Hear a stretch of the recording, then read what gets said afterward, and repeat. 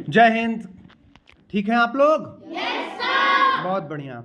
चलिए हम लोग मॉडर्न हिस्ट्री के मतलब आधुनिक इतिहास के बारे में भारत के पढ़ेंगे। पाठ 1। ये क्लास 8वीं की किताब है, लेकिन पढ़ने के लिए तो इसे कोई भी भारत का आधुनिक इतिहास जो समझना चाहता है उसके काम की चीज़ें हैं इसमें। यह पाठ का नाम है यूरोपीय शक्तियों का भारत में आगमन।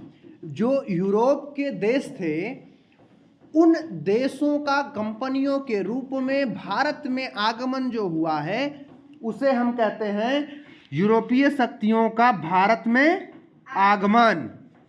व्यापार का जो मार्ग उन लोगों ने तलाशा उसके बारे में हम पढ़ते हैं। प्राचीन काल से ही भारत का विदेशों से संपर्क रहा है। भारत जो है बहुत प्रभुत्व संपन्न और संपन्न राष्ट्र रहा है। इसका विदेशों में बहुत अच्छा संबंध व्यापार रहा है।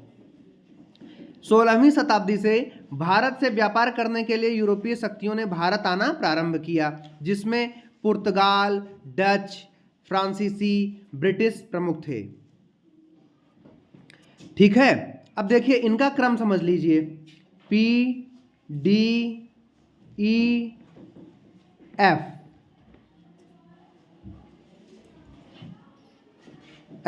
P D E D F सही क्रम है। पुर्तगाल पी से, डी से डच, ई से इंग्लैंड, डी से डेनिस और एफ से फ्रांस। भारत और यूरोप के मध्य व्यापार जल थल द्वारा होता था। जल मार्ग से भी होता था, थल द्वारा भी होता है, जमीन के रास्ते से भी और पानी जहाज के माध्यम से भी होता था। इन मार्गों की संख्या 3 थी। कितनी थी? 3। पहला था फारस की खाड़ी से होता हुआ समुद्री मार्ग। पहला कौन सा था? फारस की खाड़ी से होता हुआ समुद्री मार्ग। इस मार्ग से इराक, तुर्की, वेनिस, जिनेवा से व्यापार होता था। इराक, तुर्की, वेनिस और जिनेवा से यहाँ से व्यापार होता था। दूसरा मार्ग था लाल सागर से अलेक्जेंड्रिया का, जहाँ से समुद्र द्वारा वेनिस और जिनेवा को जाया जाता था। तीसरा मार्ग मध्य एशिया से मिस्र और फिर यूरोप के लिए था। ठीक है, ये 3 मार्ग थे। अब देखिए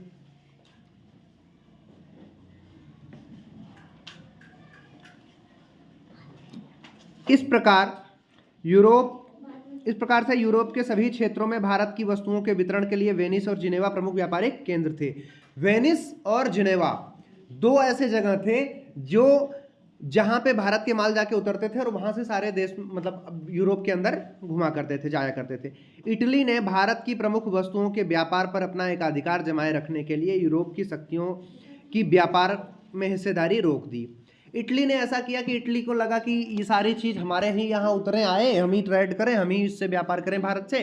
तो इटली ने बाकी देशों को बंद कर रखा था कि और लोग नहीं जाएंगे, हम ही केवल करेंगे, एकाधिकार था। 15वीं शताब्दी मतलब 1453 में 1453 में कुस्तुनतुनिया पर तुर्कों ने अपना अधिकार कर लिया। कुस्तुनतुनिया पे किसने अधिकार कर लिया? तुर्कों ने। अब क्या हुआ कि तुर्कों ने यूरोप और भारत के मध्य पुराने सभी संचार के माध्यमों को बंद कर दिया। उन लोगों ने भारत के पुराने संचार के जो माध्यम थे उनको बंद कर दिया। अब क्या हुआ? कुस्तुनतुनिया नगर व्यापार मार्ग का मुख्य द्वार था। कुस्तुनतुनिया जो था उसी से होकर सारा माल गुजरता था। जब वहाँ कट ऑफ हो गया तो आगे जाना बंद हो गया। अतः व्यापार के लिए यूरोप के व्यापारियों को कुस्तुनतुनिया नगर पार करना ही पड़ता था। लेकिन तुर्कों द्वारा मार्ग पर कब्जा होने के कारण यूरोप और भारत के मध्य व्यापार को बहुत धक्का लगा। अब व्यापार एक तरीके से बंद सा हो गया। तब अब बात आती है, देखिए समुद्री मार्ग की खोज कैसे हुई। अब यूरोप वासियों ने व्यापार के लिए नए समुद्री मार्ग की खोज करना प्रारंभ कर दिया। इन जगहों की खोज मात्र संभावनाओं के आधार पर थी, इसलिए कुछ नाविकों ने यूरोप के उभरते राज्यों के महत्वाकांक्षी राजाओं व रानियों का धन, धर्म, ध्वज के सपने दिखाए। इसका मतलब है कि अब कैसे ट्रेड हो, कोई नया रास्ता खोजा जाए। नया रास्ता एक तरीके से रिसर्च एंड डेवलपमेंट वाला तरीका है कि भाई हम खोजेंगे, खोज करने की बात है। खोज करेंगे कैसे जब पैसा होगा? भाई मार्ग में जाओगे, खूब घूमोगे फिरोगे तब ना कोई रास्ता बता पाओगे। अब खूब घूमने के लिए उनको पैसे चाहिए थे, तो क्या हुआ कि जो नए नए राजा रानियां बने थे उनको इन्होंने सपने दिखाए। क्या सपने दिखाए?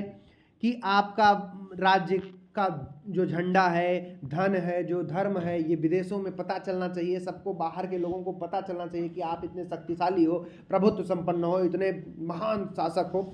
तो उन लोगों को लगा कि हाँ हम तो बहुत महान हैं, पता चलना चाहिए, सबको चलवाओ। तो बोला पैसे दो चलवाएं, तो पैसे ले लिया और फिर घूमने आ गए। घूमने क्या आए? देखो धन कैसे लिया।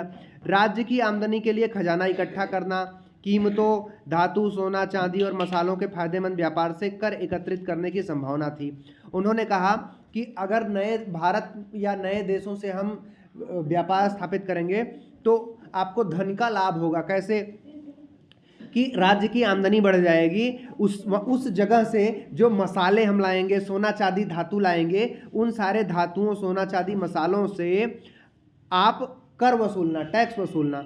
इन्होंने कहा हाँ बड़ी अच्छी बात है। धर्म, ईसाई धर्म का दूर दराज इलाकों में प्रचार होगा। जैसे वो ईसाई थे, सब क्रिश्चियन थे, उन लोगों ने कहा सबको मुफ्त में पढ़ाएंगे, मुफ्त में होटल में रखेंगे, हमारे धर्म का प्रचार होगा, हॉस्टल में रखेंगे, मुफ्त में हॉस्टल ले जाएंगे, मुफ्त में हॉस्टल पढ़ाएंगे, खिलाएंगे पिलाएंगे, हमारे धर्म का प्रचार होगा। 10 दिन 15 दिन, 1 साल 2 साल 10 साल 20 साल बाद लोग हमारे धर्म में कन्वर्ट कर जाएंगे। तो ये उन लोगों की चाल चली। अब उसके बाद क्या हुआ? ध्वज, यूरोप के राष्ट्रों का झंडा दूर दूर के उपनिवेशों पर फहराएं जिससे उनका साम्राज्य बढ़ेगा। हम आपका ध्वज, झंडा लेकर विदेशों में जाएंगे, वो झंडा विदेशों में रखेंगे जिससे आपका नाम ऊंचा होगा। ठीक है। यूरोप के राजाओं ने इन नाविकों की समुद्री यात्राओं का खर्च वहन करना प्रारंभ कर दिया। तो यूरोप के राजाओं ने कहा कि चलिए ठीक है, जब इतना सब आप मेरे लिए कर रहे हैं, पैसा भी आ जाएगा, हमारा मान सम्मान भी बढ़ेगा, हमारा झंडा भी ऊंचा होगा, हमारे धर्म का भी प्रचार प्रसार होगा, तो ले लीजिए आप 2-4 करोड़ रुपया, लेके घूम के आइए, देखते हैं कहाँ तक जाइएगा आप। तो इनके नाविकों ने कुतुब नुमा की सहायता से रास्तों की खोज, लंबी समुद्री यात्राएं की। कुतुब नुमा के द्वारा दिशाओं का ज्ञान होता था। कुतुब नुमा क्या था? ये देखिए कुतुब नुमा है, ये एक डिवाइस था, जैसा ऐसा ये एक तरीके का डिवाइस था, यंत्र था, जिससे हम लोग दिशा का ज्ञान करते हैं। ठीक है। भारत की खोज में निकले स्पेन निवासी कोलंबस ने अमेरिका की खोज की। कोलंबस था जो, वो भारत की खोज करने निकला था। किसकी खोज करने निकला था? हाँ, ये रहने वाला स्पेन का था, लेकिन ये चला गया अमेरिका, पहुंच गया अमेरिका। वहां पता चला तो ये तो अमेरिका है। बोला मैं तो भारत जा रहा था, बोला अमेरिका, चलो कोई नहीं, अमेरिका की खोज हो गई। तो इस प्रकार से कोलंबस ने किसकी खोज कर दी? अमेरिका की। अब ये कहाँ का रहने वाला था? स्पेन का। ऐसे ही पुर्तगाल का रहने वाला एक लड़का था, एक आदमी था, वास्को डिगामा। वास्को डिगामा अपनी लंबी जल यात्रा के दौरान अफ्रीका के दक्षिणी छोर से होते हुए भारत के पश्चिमी समुद्री तट कालीकट बंदरगाह में 1498 पर पहुंचा, जिससे भारत की खोज हो गई। भारत की खोज 1498 में, मतलब भारत इसके पहले भी था बच्चों, लेकिन इन गधों को भारत का समुद्री मार्ग तब मिला। ठीक है। गधा कहने पे ये लोग अब ऑफेंड नहीं, नाराज नहीं होंगे। ठीक है। वास्को डिगामा अपनी लंबी जल यात्रा के दौरान अंग्रेजों की तरफ से निकला था। ये पुर्तगाल का रहने वाला था। कौन? Vasco da Gama. वास्को डिगामा कहाँ का रहने वाला था? पुर्तगाल का। कहाँ से आ रहा था ये? यूरोप से, और दक्षिण अफ्रीका से होते हुए भारत पहुंचा। भारत के कहाँ, किस ओर पहुंचा था? पश्चिमी तट पे। और किस जगह? बंदरगाह का नाम था कालीकट। कालीकट बंदरगाह कब पहुंचा था? 1498 ईस्वी में। ठीक है, 1498 ईस्वी में भारत की खोज की। अब पुर्तगालियों को हिंद महासागर होते हुए पूर्वी द्वीप समूह का नया जलमार्ग मिल गया था, उसने नए रास्ते की खोज कर ली थी। अब यूरोप और भारत के मध्य व्यापार पुनः प्रारंभ हो गया और उसने 60 गुना फायदा लिया था। 60 गुना भारत से मुनाफा लेकर गया था वो मसालों में। जो मसाले यहाँ से खरीद के ले गया था, 1 रुपये का मसाला वहाँ 60 रुपये में बेचा था, 100 रुपये का मसाला वहाँ 6000 में बेच रहा था। मतलब बहुत मुनाफा उसने कमाया। पुर्तगालियों ने हिंद महासागर के माध्यम से होने वाले व्यापार पर अपना अधिकार कर लिया। पुर्तगालियों ने हिंद महासागर, इंडियन ओशियन से जितना व्यापार हो रहा था सब पे पुर्तगालियों ने अपना कब्जा कर लिया। वे सोना चांदी लाते और हमारे देश सोना चांदी लाते हैं और हमारे देश से सूती रेशमी कपड़े और विभिन्न मसाले ले जाते थे। वो अपने यहाँ से सोना चांदी लाद के ले आते थे, सोना चांदी हमें दे देते थे और बोलते थे आप अपने मसाला दे दो, सूती कपड़ा दे दो, कपास वपास सारा लेके जाते थे यहाँ से। बहुत मुनाफा कमाते थे और वहाँ पे वो सारा बेचते थे, वो ज़्यादा महंगा बिकता था। पुर्तगाल की मजबूत नौसेना के कारण हिंद महासागर में दूसरा देश पुर्तगाल की इजाज़त के बिना अपना जहाज़ नहीं ले जा सकता था। अब पुर्तगाल ने पूरा वहाँ पे मिलिट्री सी लगा रखी थी, अपनी सेना पूरी पानी वाली सेना लगा रखी थी, जहाज ही जहाज खड़े कर रखे थे।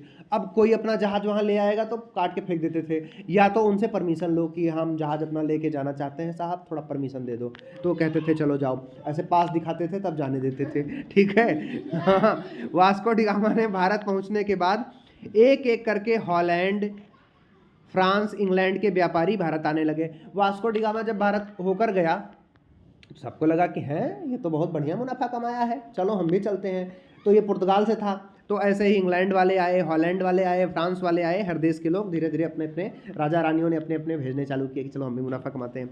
भारत में यूरोपीय व्यापारियों की होड़ लग गई। देखिए कैसे लगी। व्यापार के लिए लंबी यात्रा करने वाले जहाज, नाविक तथा धन, तीनों साधनों पर का बहुत ही महत्व था। इन साधनों को प्राप्त करने के लिए कुछ अमीर यूरोपीय व्यापारियों ने 17वीं शताब्दी की शुरुआत में 1600 से लेकर 1670 के बीच में व्यापारिक कंपनियां स्थापित की। क्या कंपनियां स्थापित की? व्यापार के लिए कंपनियों का स्थापना किया। सामुद्रिक कंपनियों का अर्थ है कि व्यापार के कई लोगों की हिस्सेदारी का होना। बहुत सारे लोगों से पैसा इकट्ठा कर लेते थे। ठीक है कि आप अपना पैसा दो, हम लोग अपने आदमी को वहाँ भेजेंगे, वो वहाँ से आएगा सामान लेकर के, जो मुनाफा होगा उसमें से सब बटेगा सबको। तो सब पैसा लगाने लगे। इस सभी हिस्सेदार व्यापार में अपनी अपनी पूंजी लगाते थे। लगाया गया पूंजी के अनुपात में व्यापार से प्राप्त मुनाफे को आपस में बांट लेते थे। 100 रुपये सबसे लिया 10 लोगों से, तो 1000 रुपये हो गए। अब उसने 1000 रुपये भेज दिया और वो आया तो 6000 हो गया। 1000 रुपये था 6000, या 60,000 हो गया। 1000 रुपये था 60,000 हो गया। तो 1000 दिया था सबको 6,000 लौटा दिया। 100 रुपये लिया था सबको 6,000 दे दिया। ठीक है, तो सबको लगा कि 100 रुपये लिया 6,000 दिया, 20 दिन बाद दिया, कोई बात नहीं, बहुत अच्छा लगा, फिर ले जाओ, अब की 1000 ले जाओ, तो पूरे ले जाओ, 500 ले जाओ। तो सबने ऐसे ही खूब मुनाफा कमाया। हॉलैंड में Dutch east India company, England में ब्रिटिश ईस्ट इंडिया कंपनी बनी और फ्रांस में फ्रेंच ईस्ट इंडिया कंपनी बनी। ठीक है, हॉलैंड में डच ईस्ट इंडिया कंपनी, पुर्तगाल के बाद डच आए हॉलैंड वाले। हॉलैंड भी डच को ही कहते हैं और हॉलैंड दोनों का नाम एक ही है। इंग्लैंड को ही ब्रिटिश कहते हैं और फ्रांस को फ्रेंच बोलते हैं। तो तीनों ने अपनी अपनी कंपनियां बनाई। आज भी निजी कंपनियां इसी प्रकार पूंजी इकट्ठा करती हैं। आज भी कोई कंपनी को काम करना होता है तो वो अपना काम बताती है, मैं ये फला काम कर रही हूँ, आप लोग अपना अपना पैसा दे दो। ठीक है, तो सब लगा देते हैं। भारत में सबसे पहले पुर्तगाली व्यापारी व्यापार करने आए। सबसे पहले कौन आया? पुर्तगाली। उन्होंने पश्चिमी समुद्र तट गोवा व दमन दीव में अपने व्यापारिक केंद्र स्थापित किए। कहाँ कहाँ? गोवा और दमन दीव पे। विदेशी कंपनियों ने इन व्यापारिक केंद्रों को कोठी या फैक्ट्री के रूप में कहा। क्या कहा? उनको नाम दिया, फैक्ट्री का नाम दिया। जो फैक्ट्री शब्द है, अभी फैक्ट्रियों में बहुत सारा सामान बनता है, तो ये शब्द कहाँ से हमारे पास आया? सॉरी, उन्हीं व्यापारी कंपनियों ने दिया। अब देखिए यहाँ पे यूरोपीय कंपनियों के आगमन का क्रम दिया हुआ है। पुर्तगाली आए थे 1498 में, अंग्रेज आए थे 1600 में, फिर डच आए थे 1602 में, फ्रांसीसी आए थे 1664 में। फैक्ट्री या कोठी किसे कहते हैं? फैक्ट्री शब्द का प्रयोग व्यापारिक केंद्रों को स्थापित कार्यालय या कोठी से है। फैक्टर शब्द का अर्थ है एजेंट। कंपनी की ओर से कार्य करने वाले व्यापारी एजेंट जिस कोठी में कार्य करते थे उसे फैक्ट्री कहा जाता था। यूरोप में बस्तियों के लिए सैनिक रखा जाता था। कोठियों की रक्षा किले की तरह होती थी। इन किलों की सुरक्षा के लिए यूरोपीय व्यापारियों ने सशस्त्र सैनिक तैयार रहते थे। इसका नाम कोठी फैक्ट्री रखा गया। वास्को डिगामा के भारत पहुंचने के बाद एक एक करके हॉलैंड, इंग्लैंड, फ्रांस के व्यापारी जल मार्ग के रास्ते भारत आने लगे। कहाँ आने लगे? हमारे प्यारे देश में, भारत में। इस समय तक हिंदुस्तान के किसी भी शासक ने नौसेना तैयार करने की बात नहीं सोची थी। देखो, जब ईस्ट इंडिया कंपनी की स्थापना हुई थी 1600 में, तो 1600 ईस्वी में भारत में राजा कौन था पता है आपको? अकबर था। कौन था? अकबर था। अकबर। हॉलैंड निवासियों ने, जो डच कहलाते हैं, हॉलैंड के लोगों को हम क्या कहते हैं? डच कहते हैं। तो हॉलैंड ही कहा जाए या डच कहा जाए, एक ही बात हुई। कैलिकट, कोचीन, नागापट्टनम, चिंसुरा में व्यापारिक केंद्र खोला। पुर्तगालियों ने कहाँ कहाँ खोला था? गोवा और दमन दीव में खोला था। हॉलैंड या डच वालों ने कहाँ खोला? कैलिकट, कोचीन, नागापट्टनम और चिंसुरा में। फ्रांसीसियों ने देखिए कहाँ खोला। फ्रांसीसियों ने मछलीपट्टनम, पांडिचेरी, चंद्रनगर, माही स्थानों में अपने व्यापारिक केंद्र, मुख्य केंद्र बनाए। अंग्रेजों ने अपने को केवल समुद्र तट तक ही सीमित नहीं रखा, बल्कि सूरत में, कैम्बे में, अहमदाबाद में, आगरा में, भड़ौच में, पटना में, कासिम बाजार स्थानों पर व्यापारिक केंद्र बनाए। ठीक है, ये पूछा जा सकता है। जैसे गोवा और दमन दीव में कौन बनाया था? पुर्तगाली बनाए थे। कैलिकट, कोचीन, नागापट्टनम, चिंसुरा में कौन बनाया? डच वाले, हॉलैंड बनाए। मछलीपट्टनम, पांडिचेरी, चंद्रनगर, माही में कौन बनाया? फ्रांसीसी बनाए थे। सूरत, कैम्बे, अहमदाबाद, आगरा, भड़ौच, पटना, कासिम बाजार में कौन बनाया? इंग्लैंड बनाए, अंग्रेज बनाए। बहुत बढ़िया। भारत में यूरोप के सभी देशों के व्यापारी पुर्तगालियों के हाथ से व्यापार छीनने की होड़ में लगे रहते थे। आपस में उनका कंपटीशन भी होने लगा। डच वाले पुर्तगालियों को, पुर्तगाली फ्रांस को, फ्रांस इंग्लैंड को, इंग्लैंड फ्रांस को, सब ऐसे आपस में एक दूसरे की टांग खींचने लगे, होड़ होने लगी। उनकी कोशिश रहती थी कि वे भारत में कम से कम कीमत देकर सामान खरीद सकें, फिर इन सामान को यूरोप में अधिक से अधिक दाम पर बेच सकें और मुनाफा कमा सकें। मतलब भारत में सस्ते में खरीदना, वहाँ ज़्यादा पैसे में बेचना। उन्होंने पाया कि सूरत, मछलीपट्टनम जैसे बड़े महाबंदरगाहों पर जो सामान व्यापारियों द्वारा बिकने लाया जाता है वह महंगा मिलता है। इसलिए यूरोप के व्यापारी गांव-गांव में अपनी आदमी या एजेंट भेजकर सीधे कारीगरों से माल खरीदने की कोशिश में रहते, ताकि माल सस्ता मिल जाए। जहां से सस्ता मिलता था वहां से वो लोग खरीदने लगे। समय के साथ पुर्तगाली नौसेना और किलों की ताकत अंग्रेज, डच और फ्रांसीसियों से कई मुकाबलों के कारण कमजोर पड़ गई। समय के साथ पुर्तगाली नौसेना और किलों की ताकत डच, अंग्रेज और फ्रांसीसियों के कई मुकाबलों के कारण कमजोर पड़ गई। ठीक है, कुछ समय तक किसी एक का भारत के व्यापार पर अधिकार नहीं जम सका। कुछ समय ऐसा बीता जब तक किसी का कोई अधिकार नहीं जम सका भारत पे। अब देखिए, विदेशी कंपनियों ने व्यापार में लाभ किस साम, दाम, दंड व भेद के तरीके से अपनाए। क्या क्या उन्होंने तरीके अपनाए भारत से पैसा पाने के लिए? उन्होंने बादशाहों या राजाओं के पास अपने अपने प्रतिनिधि या दूत भेजे। जैसे भारत में खुलकर व्यापार करने की इजाज़त मांगी। जो उस समय के भारत के जिस क्षेत्र में राजा रहते थे, उस क्षेत्र के राजा से वो राजा के पास अपना दूत भेजते थे, अपना आदमी भेजते थे, और वो उनकी खुशामद करके उनसे अनुमति लेता था, उनसे पास ले लेता था, बनवा लेता था साइन करवा करके, और वही पास दिखा दिखा के फिर उनको बेवकूफ़ बनाते थे। अनुमति प्राप्त करने के लिए खुशामद भी किया करते थे। फलस्वरूप राजाओं ने अधिकार पत्र, फरमान जारी किए। उन्होंने एक पत्र ऐसे पास फरमान सा जारी कर दिया। व्यापारियों के दूतों ने कुछ करों को न देने की छूट मांगी। उन्होंने कहा कि हम बहुत सारा व्यापार करते हैं तो हमें टैक्स में थोड़ी छूट दे दो, और हम पक्का इतना अमाउंट 10 लाख, 5 लाख, 2 लाख, 4 लाख आपको फिक्स अमाउंट कर दो, उतना दे दिया करेंगे साल में। तो इनको लगा कि चलो ये ठीक है, लेकिन वो करोड़ों का टैक्स की बजाय लाख रुपए में टैक्स दे के चले जाते थे। व्यापारियों के दूतों ने कुछ करों को न देने की छूट मांगी। इसके बदले उन्होंने बादशाहों और राजाओं को नवीन वस्तुएं भेंट की। जैसे राजा को क्या होता था, राजा को उन्होंने कहीं कुछ नई तलवार भेंट कर दी, नया बंदूक लाके साइलेंट वाला दे दिया, तो उनको खुश हो गए कि अरे बंदूक है, ये तो इतनी बड़ी चीज़ ला दिया है मेरे लिए। बंदूक की कीमत वो बताते थे कि 50 करोड़ है, और जबकि 10 रुपये, 20 रुपये, 50 रुपये की बंदूक दे देते थे खेलने वाली। ठीक है, मुगल बादशाह जहांगीर के दरबार में कैप्टन हॉकिंस 1608 ईस्वी आने वाले प्रथम अंग्रेज राजदूत थे।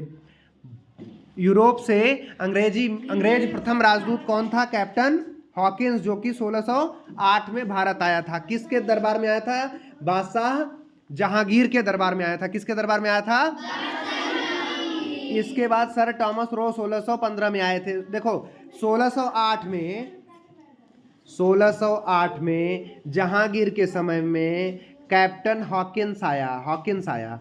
ठीक है, अब ये पहला था। दूसरा आया 1516 में, उसका नाम था, क्या था? Sir Thomas Roe. ये भी जहांगीर के ही पास आया था। उसने मुगल जहांगीर के दरबार की शान शौकत देखी तो उसने बहुत प्रभावित हुआ। उसने सम्राट को अंग्रेजी दस्ताने भेंट की। बताओ, दस्ताना, ग्लव्स दे करके उसने लूट लिया उसको। भेंट किया, दस्ताना ग्लव्स दिया, और इंग्लैंड में इस्तेमाल की जाने वाली बग्घी दी, जिससे शाहजहां बहुत प्रसन्न हुए। जो घोड़े से बग्घी लगा के चलने वाला बुग्गी, उसको बुग्गी दे दिया, वो खुश हो गया और दस्ताना दे दिया, बताओ। और उसने साइन कर दिया कि लो पास लो, दुनिया भर का ट्रेड तुम व्यापार करो।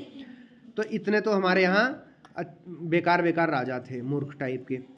ठीक है, ये भारत का नक्शा है, इसमें कहाँ कौन सी चीज़ें हैं ये देखिए, आप देख सकते हैं। ये अफगानिस्तान है, पाकिस्तान है, सतलज नदी है, सिंधु नदी है, सिंध प्रांत है, राजपूताना साम्राज्य था, अजमेर था, यहाँ अवध का क्षेत्र था, ये गंगा, नेपाल है, बिहार है, ये है पश्चिम बंगाल, असम है, कामरूप उस समय कहा जाता था, मालवा का, बड़ोदरा का, ये सारा क्षेत्रफल है। और अंग्रेजी, डच, फ्रांसीसी, पुर्तगाली, डेनिश कहाँ कहाँ पे व्यापार करते थे उसका सारा दिया हुआ है। देखो हमारे यहाँ जो सही क्रम है PDEFD, PDEDF,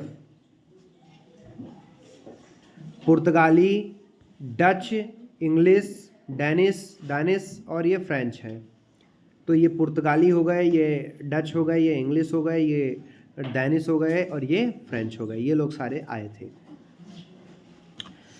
राजाओं के मन में यह आशा थी कि उनके राज्य का खजाना बढ़ेगा और करों में छूट देने से उनके राज्य में ज़्यादा व्यापार आकर्षित होगा, राज्य खूब फलेगा फूलेगा, इससे और अधिक कर मिलेगा। लेकिन ऐसा होता नहीं था। इंग्लैंड के राजाओं के मन में यूरोपीय व्यापारियों की तरफ से मिलने वाली धमकी का असर भी था। वो धमकी भी साथ में देते थे, ब्लैकमेल भी करते थे। पुर्तगाली नौसेनाओं का मुकाबला दूसरी यूरोपीय शक्तियों की सशक्त नौसेनाएं ही कर सकती थी और हिंदुस्तान के जहाज़ों को पुर्तगालियों के खतरे की से सुरक्षा की ज़रूरत थी। तो वो लोग कहते थे कि हम आपके जहाज़ों को भी सुरक्षा प्रदान करेंगे, आपको भी सुरक्षा देंगे। अंग्रेज, फ्रांसीसी व डच कहते थे कि व्यापार की छूट दोगे तभी हम हिंदुस्तानी जहाज़ों की सुरक्षा की गारंटी देंगे, अन्यथा हम सुरक्षा की गारंटी नहीं देंगे, नहीं तो मौका मिलने पर उन्हें लुटा व डुबोया करेंगे। मतलब जहाज़ में तुम नदी समुद्र में तुम्हारा भी जहाज़ जाता है, वो जहाज़ तुम्हारा समुद्र में चलता रहे, इसलिए तुम हमें ये फरमान पे साइन करो। नहीं साइन करोगे, यहाँ ज़मीन पे हमें नहीं शासन करने दोगे, हमें व्यापार नहीं करने दोगे, तो हम तुम्हारा जहाज़ वहीं पकड़ के डुबो देंगे।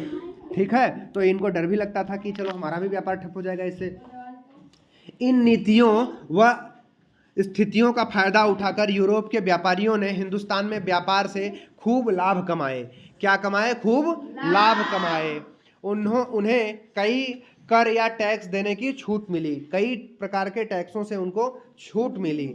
जमीन खरीदकर उन्होंने अपने गोदाम, घर, बंदरगाह और अपने अपने किले भी बना लिए। उन्होंने अपने नाम से अपने लिए गोदाम बनाए, घर बनाए और बंदरगाह बना लिए, अपने किले भी बना लिए भारत के अंदर ही। ठीक है, अब देखिए और भी जानते हैं हम क्या है। यूरोपियों द्वारा मसालों का प्रयोग स्वाद के लिए नहीं बल्कि मांस को सड़ने से बचाने के लिए भी किया जाता था। जैसे मसाले सब्जी में डाल के ही नहीं खाते थे, वो मांस भी खाते थे, तो वो मांस में मसाले डाल देते थे। इससे क्या होता था? मांस जल्दी सड़ता नहीं था। तब फ्रिज नहीं था ना, तो मांस जल्दी सड़ता नहीं था। आज का मांस रखा 2 महीने बाद खाएंगे, 4 महीने बाद मसाले में डुबो करके। ठीक है, जिससे मांस कई महीनों तक सुरक्षित रह सके।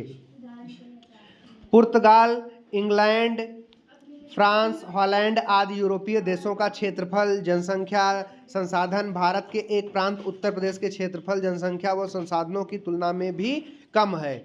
तो भारत देश बहुत बड़ा था और यूरोप के छोटे छोटे देश हैं, उसके एक देश अपने प्रदेश के से भी छोटे हैं, उत्तर प्रदेश से भी छोटे हैं। इन सब के बावजूद ये यूरोपीय देश भारत पर अपना आधिपत्य स्थापित करने में सफल हो गए। ये इसके बावजूद भी अपना आधिपत्य हम पर स्थापित कर लिए। जिस समय यूरोपीय देशों में तकनीकी विकास जैसी घड़ी, छपाई के लिए प्रेस, बंदूक आदि बनाए जा रहे थे, उस समय हमारे देश के शासक इनसे अनभिज्ञ व अपरिचित थे। हमारे देश के राजाओं को ये सारी चीज़ें पता ही नहीं थी।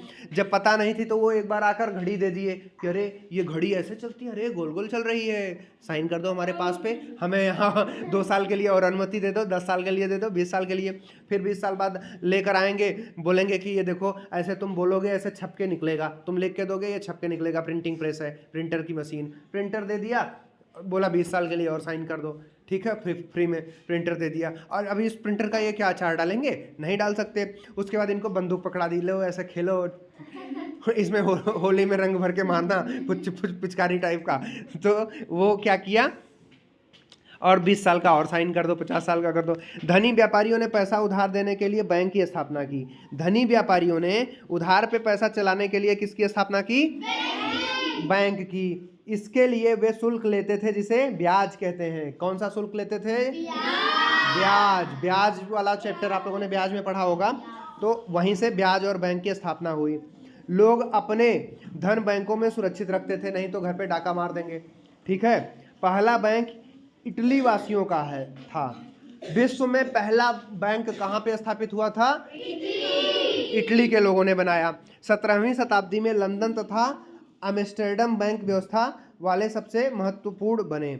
लंदन में 17वीं शताब्दी में आया, 1600 कुछ में एम्स्टर्डम बैंक व्यवस्था, और लंदन और एम्स्टर्डम में, ठीक है, दोनों वहीं के शहर हैं इंग्लैंड के।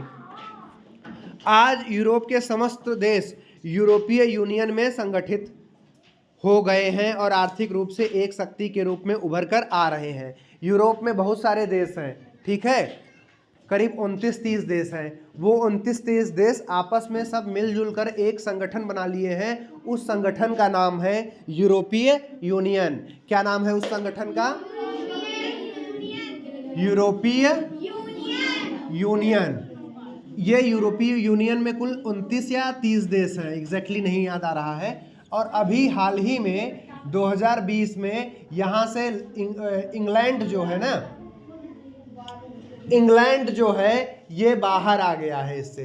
कौन बाहर आ गया है, इंग्लैंड। ब्रिटेन के लोगों ने वोट करके यूरोप ब्रेग्जिट कर दिया है। ब्रिटेन जो है, ब्रिटेन है वो ब्रिटिश लोग यहाँ से बाहर आ गए हैं। इसी के साथ अब देखिए, ब्रिटिश इस व्यवस्था से यूरोपीय यूनियन को EU भी कहते हैं, यूरोपीय यूनियन, ठीक है, इससे बाहर हो गए हैं। अब इसमें कुल 28 या 30 देश बचे हुए हैं, एग्जैक्टली जो भी हो, ठीक है। अब देखिए, हमारा ये पार्ट तो संपन्न हो गया है, लेकिन अब हमें और मेहनत करने की ज़रूरत है, जिससे हम लोग आगे और अच्छे से पढ़ाई कर सकें। Till then thank you very much, और खूब बढ़िया आप लोग एंजॉय करिए, खूब खुश रहिए, खूब बढ़िया पढ़ाई कीजिए। अच्छा, एक बात बताइए, आप लोग सब ठीक है ना, घर पे कोई दिक्कत नहीं? Good, bye bye.